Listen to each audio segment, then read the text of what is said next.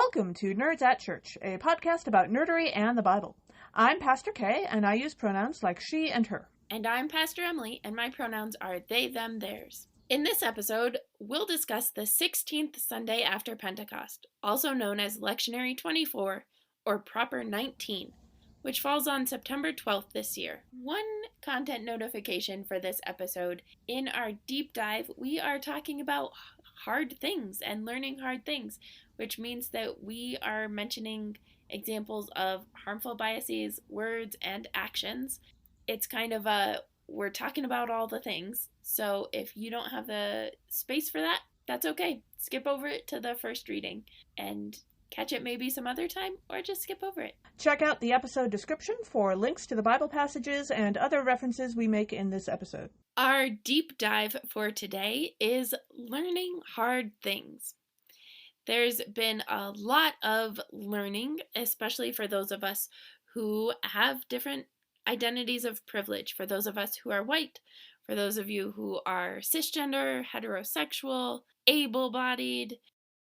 And for that matter, those of us who are not epidemiologists. For those of us who are not epidemiologists or infectious disease experts. Indeed. And for those of us who don't live paycheck to paycheck. Yeah. There's a lot to learn, and a lot that we don't normally learn in school or on our own. So we have to be intentional about learning it. One of the more kind of obvious places where we don't always learn well is history. There are many examples that we could use from what we learn about Native people in the past and in the present to how we are taught about slavery and the Civil War. But one of the most poignant examples for me about the importance that framing and language makes in teaching history and in understanding things is what I learned about the Holocaust versus how I understand the Holocaust now. When I was in, elementary school, middle school, high school, I feel like we learn about the Holocaust pretty young. Yes. When I was in school, in grade school, as they say, I learned that 6 million people died in the Holocaust.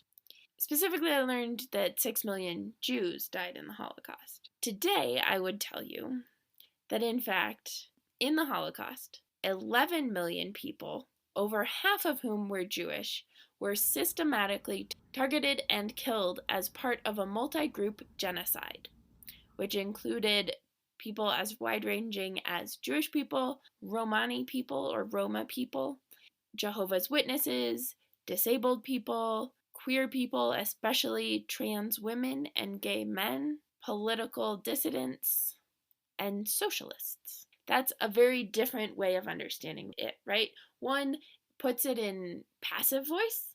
People died instead of people were actively targeted and killed. Right.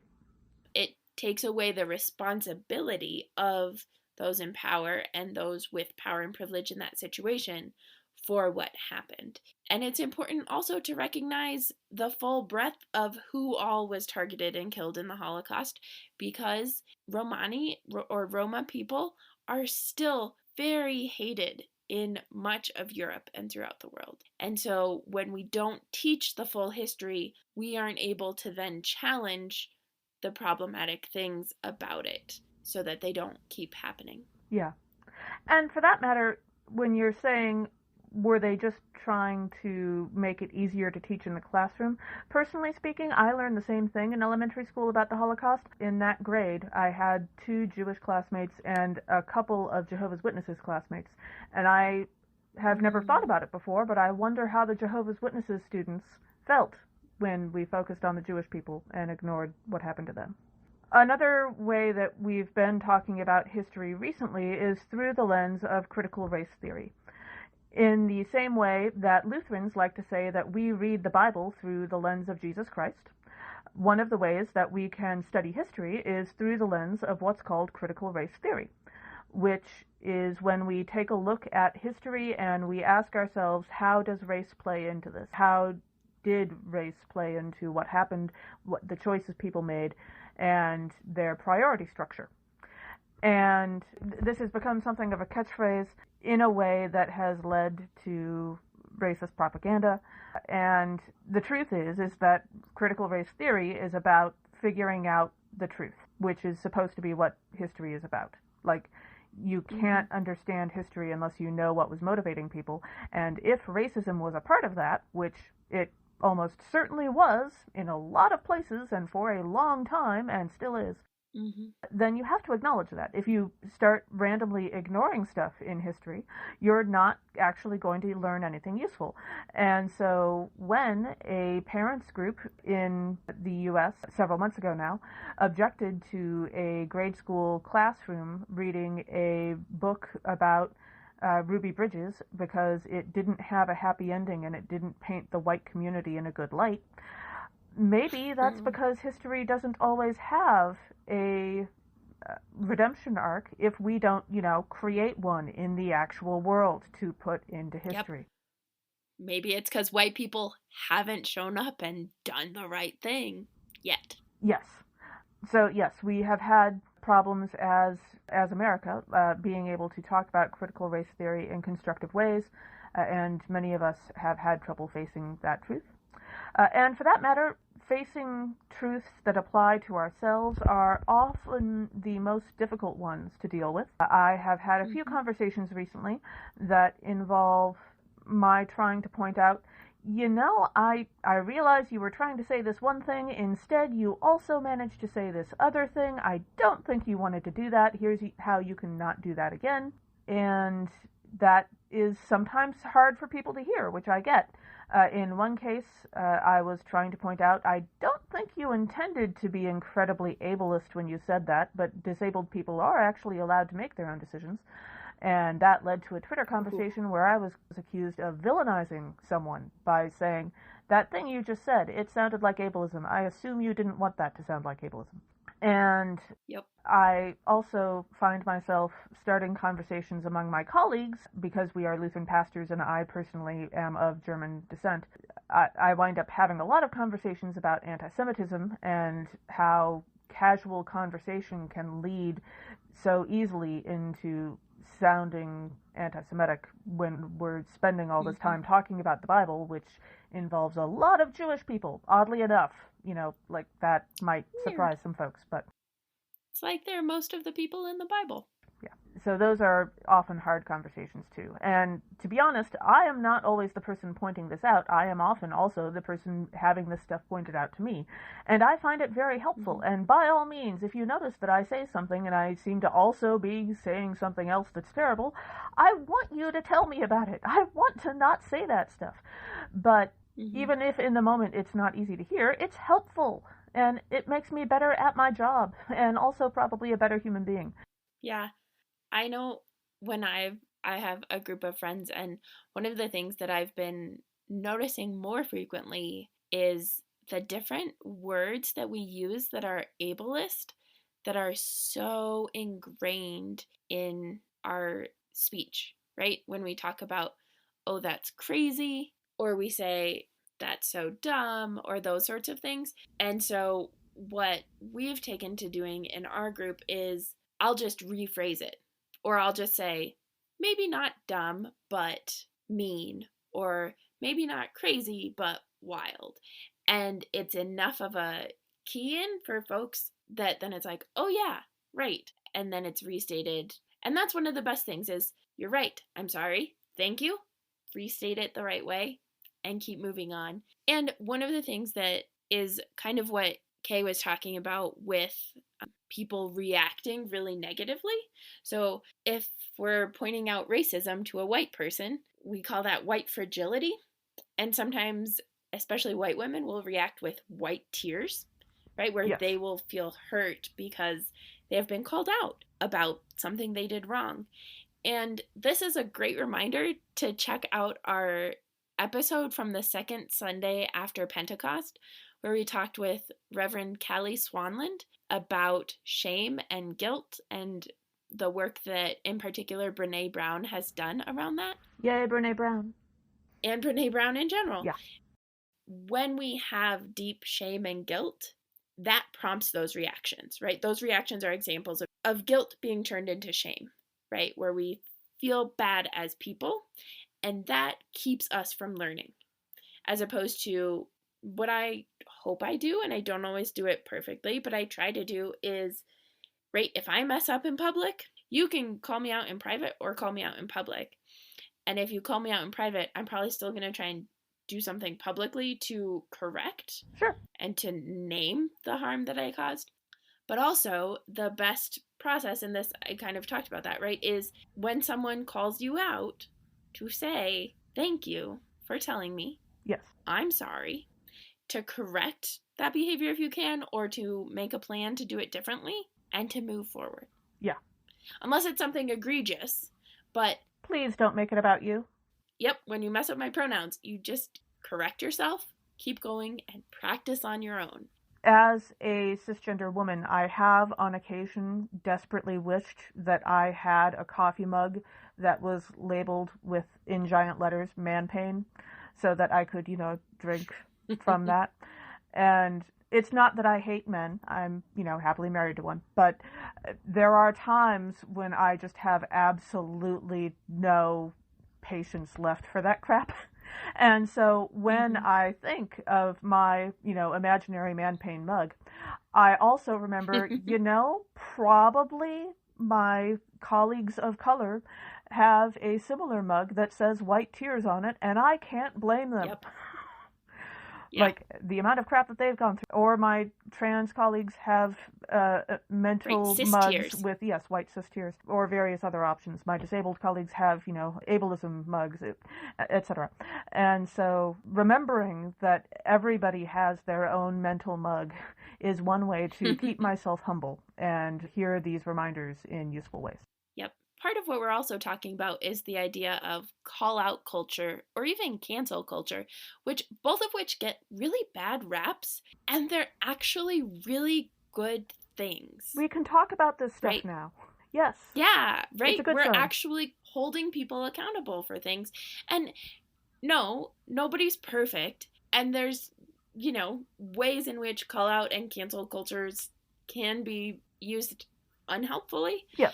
But the reality is that call-out culture, and especially cancel culture when it comes to celebrities, is actually called consequences. Yes. Right? When someone is called out for bad behavior, that's like, right, when I'm called out for bad behavior, I am grateful because someone thinks that I have the ability to change and to grow and to learn. And they're willing to invest that time in telling me that. Yes. And that's a big deal. And when we cancel someone, when we say, no, you have sexually harassed too many people, yes, we're done with you, it's consequences. Yes. When people abuse power, they should not be allowed to stay in power. Exactly. They need to be removed from power, both for those that they've harmed and for their own selves, to keep them from continuing to do those harmful things, because it's not good for them to be doing those harmful things either. Yes. And one of the parts of this conversation that continues to just befuddle the living daylights out of me, to use language that Apple will not object to, is that I keep meeting people who are convinced that all of their, relatives going back in time have been lovely, perfect examples of the human race. And therefore, those people cannot possibly have done anything bad, or meant to do anything bad, or had bad intentions, and therefore they also themselves cannot do any of those things. I fundamentally don't understand that, because I've had the knowledge that one of my great-grandparents was a terrible person on 18 different levels since I was maybe 8. And so I don't groak that, to use the ancient Heinlein reference, speaking of someone who was deeply flawed and yet also managed to do some really interesting things. You don't what? I don't grok that. G-R-O-K. It goes back to the novel Stranger in a Strange Land by Robert A. Heinlein. And to grok something is to understand it at a very deep level and have it viscerally make sense to you without necessarily having to have it fully explained. And I have that with some stuff. I don't have it with this.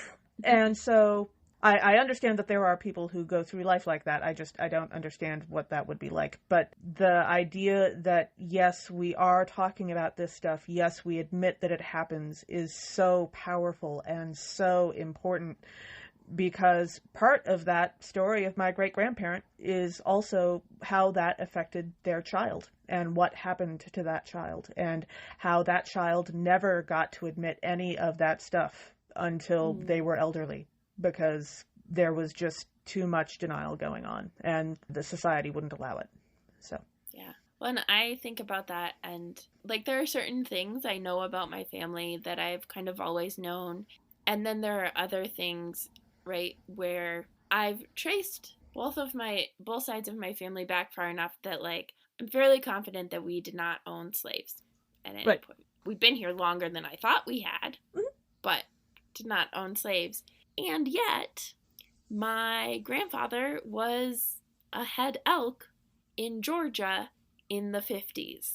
Yeah. And he's white, right? And so, like, there's no way he wasn't part of the KKK. Yeah. And that is something that I didn't, right? It's part of the, like, how we frame history. It didn't ever cross my mind until my uncle a couple years ago was, like, pointed out those facts to me. And I was like, oh. Yeah. But I always knew that as a white person, I benefit from systems that have been set up forever, but I didn't know the more intimate family connections to that. And that gives me more space and more reason to work harder against it. Not that I wasn't before, but I think it's always helpful when we have more and more motivation to do something. Right. It's helpful to work against racism because it's bad for people of color. And it's helpful to work against racism because it's bad for white people. And it's helpful to work against racism because my grandfather worked for it so hard. Yes. Like, each of those things makes my need to work for it and my commitment to working against racism and to working against white privilege and white supremacy that much stronger. Yeah, I do understand that sense of suddenly understanding things in entirely new ways. And everything means completely different things now. Yeah. And now that it's out in the open, then we can talk about it, and I can talk with my dad about what it was like. Sure. But now we can have, as a family, more open and honest conversations about what our family was like. Because when we repress it, like you mentioned, right? When we repress it, it comes out sideways. It causes other types of harm. Yes, it's exactly. Just not good to deny reality. Yeah, it's amazing how actually knowing the truth can fix so many things or lead to so many things being able to be fixed. Yep. Yeah. So deal with the truth even when it's difficult is, I guess, the overall point we're going for here. You can do hard things and you can learn hard things too. And not only do we believe in you, but so does Brene Brown. Yes. And Jesus. Yes, Jesus too. We should probably bring up Jesus now and then on this podcast. Our first reading for this episode is from Isaiah chapter 50, verses 4 through 9a. The prophet declares that God has made them a teacher. Since God is with them, persecution from other people will happen, but will not be the ultimate authority, and so the prophet will trust in God for vindication. So one of the themes in this passage is the idea of moral conviction. The prophet is talking about this moral conviction that they have no matter what else happens. And it reminded me of the show Firefly, which I really love. And in it, Malcolm and the main crew of the Serenity have really strong moral convictions about what is right and what is wrong. And those don't always line up with what is legal and illegal. And I love that distinction. And in the game Firefly, based on the show and movie, they actually label characters as moral characters or not moral characters, and then the jobs that they take are moral or immoral and legal or illegal. Sure. And so then there are repercussions if you take an immoral job, even if it's a legal job. If it's immoral, it affects the crew because they are a moral crew. Right. I really appreciate that distinction because we don't make that distinction clearly enough, especially with the laws that exist in the United States. Yeah. We need to be a lot clearer about which laws are moral and which laws are not. Spoiler, lots of them are not. Yeah. As we dive into the verses, in verse 4, we read, "The becoming God has given me the tongue of a teacher, that I may know how to sustain the weary with a word." And I was thinking about, so frequently my examples for this go to the Lord of the Rings and those speeches to weary battlers, which is lots of violent imagery. But what I actually thought of was Katniss in Mockingjay when they're in District 2 and all the districts are fighting against District 2 and they crack the nut and District 2 floods out and it's about to be this huge battle. And really, everybody is sick of fighting each other. And Katniss runs in and tells everybody to stop and has this like really clear speech about the futility of the fighting between the districts and that the actual goal is to take on the capital because the capital is the one oppressing everybody. And it's this beautiful shift of focus and reminder of two people of who actually causes the weariness and where the actual change needs to take place. And then she gets, shot and not killed. But it was a good speech. If you're going to get shot and not killed, by all means, best of luck making a good speech first. Yeah. I mean... Not the worst outcome. Cinna made her outfit, so she's pretty safe. Yeah. As long as they didn't hit her head, and they didn't. In verse 5, we read, "The Lord God has opened my ear, and I was not rebellious. I did not turn backward." So earlier today, I was listening to a recent episode of NADPod, Not Another D&D Podcast. And so I immediately have now mentally translated this verse as, I did not fail the wisdom check. I did not fail the wisdom check this time, and therefore turn around and try to go the wrong way. Or at least this time. Which handily implies that failing the wisdom check is absolutely an option that may still happen at a later date, which is also always true. So. Mm-hmm. That's why, like we learned in our Jesus Loves You series, we should pay attention when wisdom invites us to eat at her table. Exactly. And try to go the right direction. Exactly. In verse 6, we read, "I gave my back to those who struck me, and my cheeks to those who pulled out the beard. I did not hide my face from insult and spitting." And it feels like cheating to say this because The Lion, the Witch, and the Wardrobe are so very explicitly tied by C.S. Lewis to Jesus and the Bible. But I definitely thought of Aslan and the White Witch when Aslan goes in place of Edward and lies down, and the witch actually literally orders them to strike Aslan and pull out Aslan's mane and shave him and all of that stuff. So, it's like Christian fan fiction is consistent sometimes with what is written in the Bible to the letter. Especially if the person writing it has actually, read some of the Bible, that usually helps. Right? It's amazing. Disclaimer, C.S. Lewis is not perfect, and those books are certainly not perfect from a gender lens, but... Also, controversial opinion, my immediate reaction on reading The Lion, the Witch, and the Wardrobe at the age of 8 or 9 was not that this was an homage to the Bible, but that C.S. Lewis just straight up stole the plot, and I was incredibly furious. So, I do not have the emotional attachment that a lot of Christians do to those books. That's fantastic. You thief. This is just straight up plagiarism. I object, dude.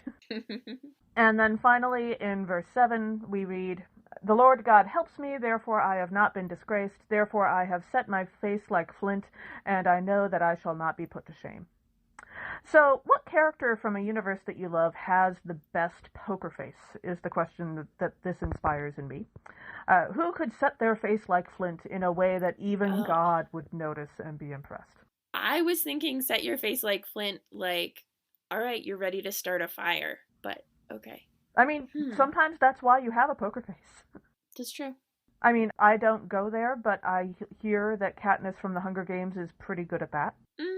She's okay at it, but Haymitch is way better because he doesn't let anything through when there's all sorts of scheming going on around her back. Yeah. He has a different kind of poker face. It just also, shows he has other a few emotions more decades instead. experience, and my experience with people who have quit drinking is that they tend to have the best poker faces. They have seen some stuff, and they don't react to much anymore. So that's also true. My classic example from my childhood is that Spock from Star Trek the original series is very good at this unless he's been drugged, which happens a few times and is always deeply, deeply weird. Janet from The Good Place. Oh, yes. Yes, he is very good at that. That's my vote. Not that she knows that she's good at it or that she, wants to be, but yes. Our second reading for this episode is James chapter 3, verses 1 through 12. The author reminds us that teachers have great power to shape and guide others, even with the smallest of words or actions, and therefore we must be especially careful with what we say, and will be judged more harshly by others. Before we start on this reading, I would just like to throw a quick shout out. Back in our HP at Church days, I believe every single time that a text about teaching came up, we basically wound up fawning over the fabulousness that is Professor McGonagall, and I didn't actually bring her up this time, so I just want to say yay, Professor McGonagall, and then we can move on. Yes, Professor McGonagall, best and only competent teacher at Hogwarts. Well, Madam Hooch was not bad, but yes. Well, okay. Yeah. That's fair. There are a couple competent ones. Yeah. Just few and far between. I would not want to teach flying to those students. Oh, yeah, no. Speaking of teaching, one of the themes of this passage is the power of speech. Teaching has a lot to do with speech. And I was thinking about it, and there are so many. I wonder actually a little bit if part of what I love about fiction and about reading and shows and movies is, in fact, that they have compelling speeches. Because I was thinking about it and I was like, well, President Bartlett had some really good speeches and some really good talking points and stuff during debates and those sorts of things. And then I was like, well, and there's Lord of the Rings and the rouse the people to battle speeches. Yes. And Katniss in the Hunger Games, as I already mentioned, and all of those things. And so I don't know, it just got me thinking about powerful speeches, and there are a lot of them, and they are compelling. That's why we memorize ones like the Gettysburg Address or Frederick Douglass's 4th of July speech. Absolutely. Because they pull us into something, because of their power. I once thought that to the extent where I bought a book that was a collection of the best speeches of all time or something like that, because I wanted to learn how to, preach better. And I finished about 2 of them before I lost it, which should have been a sign that I had ADHD.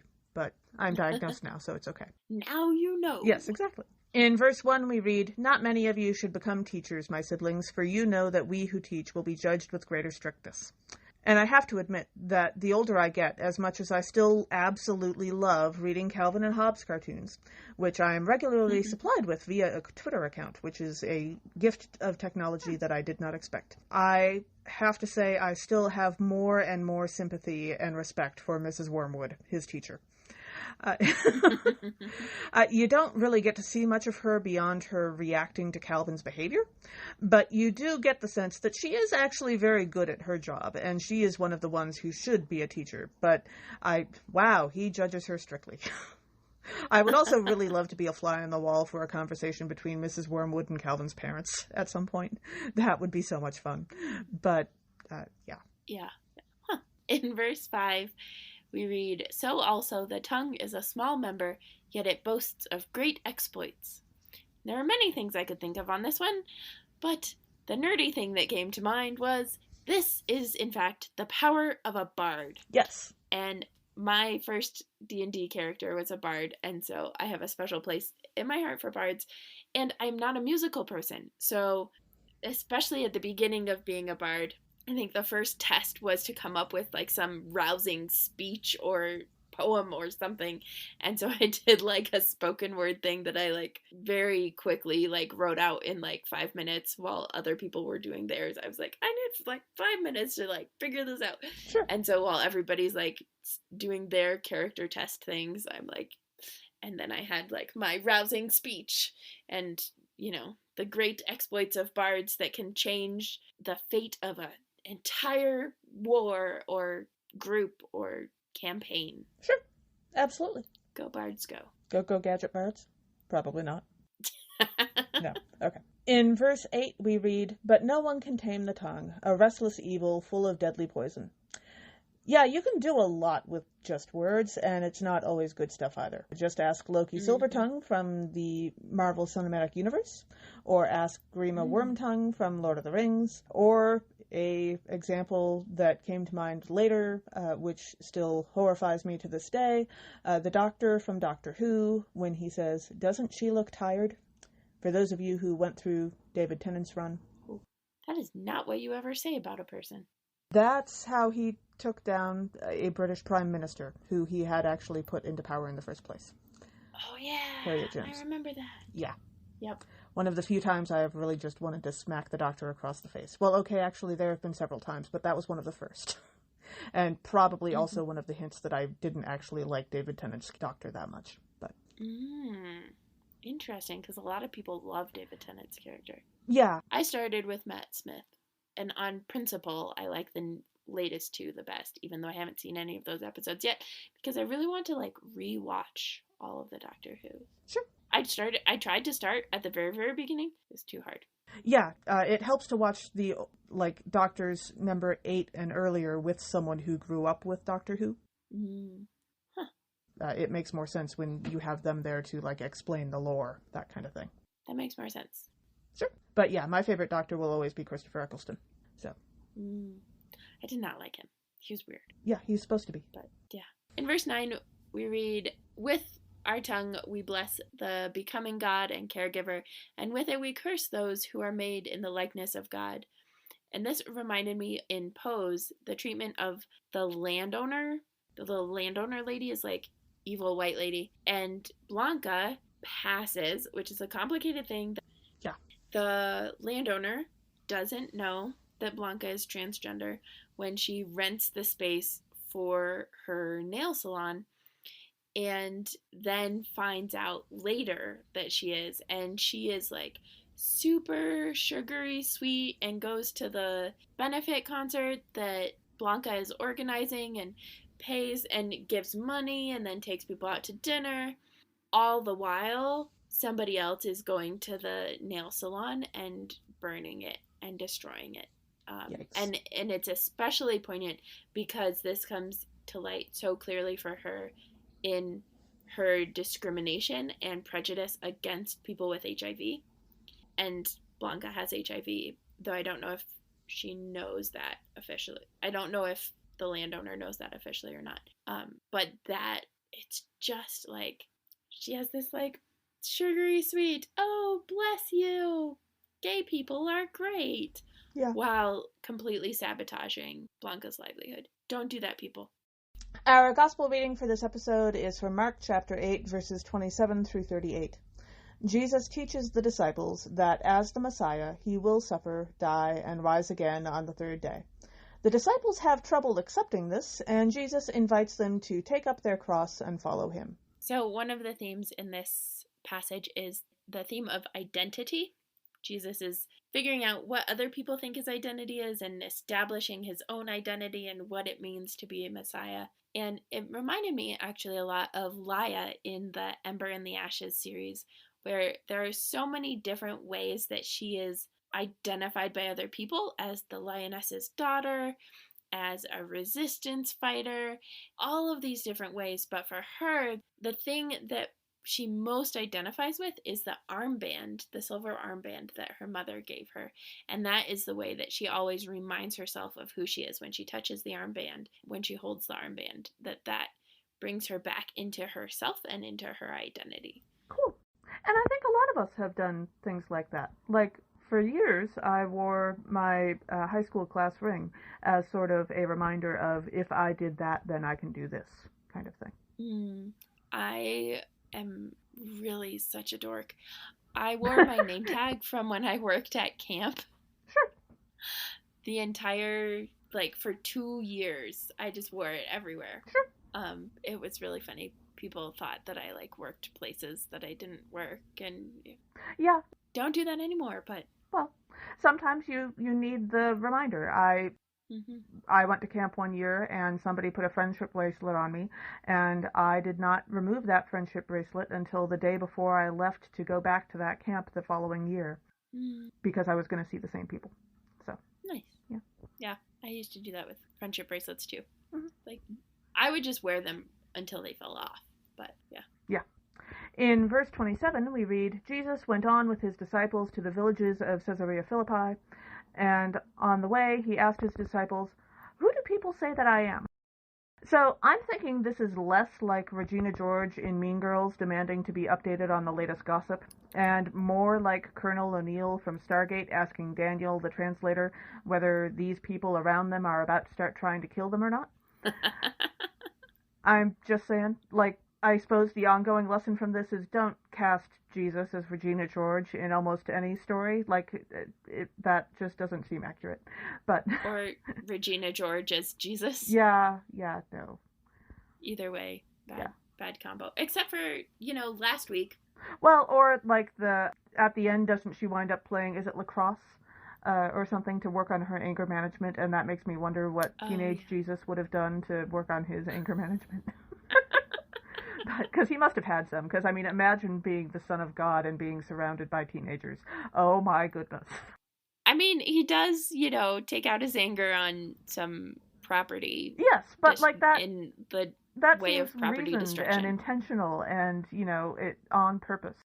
Well, and I also was looking at verse 27, and I was actually thinking again of Ember in the Ashes and the foretold emperor, who people say that is this one who comes about because of these 3 trials, and so then that would make it where Marcus, who wins the trials, is said to be the foretold emperor, but the reality is not all of the pieces line up, and the foretold emperor is actually somebody else, and so it's figuring out who is the actual emperor and what does it mean to be the foretold emperor. Just like, what does it mean to be the Messiah?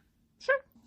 And then in verse 34 we read, Jesus called the crowd with his disciples and said to them, "If any want to become my followers, let them deny themselves and take up their cross and follow me." So this is a particular verse that is used out of context frequently and in really harmful ways. So to be clear, this does not mean stay in a situation where you are being harmed. Yes. That's not what it looks like. But I think about this, and I just finished marathoning the Sense8 series, and it is not a perfect series, but I really enjoyed it. And it's certain people are connected telepathically, basically, with 7 other people, and they form a cluster. And so there's this sense that in becoming part of a cluster and accepting being part of the cluster versus like trying to get out of the cluster, which you can't do unless you die or have this lobotomy thing. Yikes. But so the main characters who are all in one cluster did not, in different ways, deny themselves for the sake of the cluster. Partly it's opening themselves to sharing. I mean, they share feelings, experiences, pain, all of that stuff. But it's also things like one of the characters, Leto, pauses his interview for this acting job that he really, really, really wants because he is committed to Sun and helping her do this bartending thing so that she can get revenge/justice against her brother who killed her father, all sorts of things. And so there's like the willingness to like put my stuff on hold for you, but also then other people do that for Leto. And so there's just this like mutuality and building up of folks.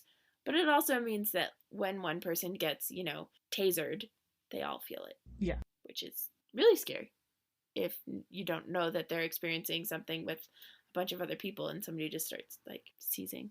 And then in verse 37 we read, "Indeed, what can they give in return for their life?" I've always kind of liked this verse, even though it tends to get ignored a lot in favor of, like verse 34 or something, because there's a lot going on in this passage. I mean, it's the Gospels, and that tends to be true a lot of the time anyway, but still. Because really, it's just saying that God isn't going to be impressed by your riches or your accomplishments. Like, this is God we're talking about. What do you think you can give God that will matter after God gave you your life to begin with? It's the best argument against trying to earn God's love that I know, and is part of why I'm still Lutheran. And I grew up watching Star Trek, the original and Next Gen and so forth, and so I know better than to try to convince Q that you're smarter than him or that he owes you something, because that is never going to go anywhere good. Who's Q? Q is a recurring character who shows up every so often, and Card was particularly good at getting Q into useful corners. But my personal favorite will always be Benjamin Sisko, who just cut out the middleman and started punching Q in the face. Which you really sort of had to be there. Like, no one had ever tried that before. But yeah, Q is an all-powerful being, basically, or at least appears that way to humans because they are a sufficiently advanced alien race that we cannot understand their technology, kind of thing. And he's part of a collective, and they're all named Q. And he starts as a character in, I believe, the first episode of The Next Generation, where he shows up and demands the right to judge humanity for their crimes. And then Picard has to get out of that. So. Gotcha. Thanks for joining us. Catch us next time when we'll discuss the nerdery connections to the scripture readings for the 17th Sunday after Pentecost. This podcast has been produced by us, Emily Ewing and Kay Rohloff. For more fun, check us out on Twitter and Facebook at NERDSATCHURCH, Nerds at Church, or contact us at nerdsatchurch@gmail.com. Also, if you like what you've heard, rate us or leave us a review on Apple Podcasts, Facebook, or wherever you catch your podcasts. If you want access to our full guest episodes and interviews, support us on Patreon at patreon.com/nerdsatchurch. We hope Patreon can help us get our episodes transcribed for those who need or prefer that, though if you want to help us with transcripts, let us know via email or social media. As the ancient Christians said, Pax vobiscum.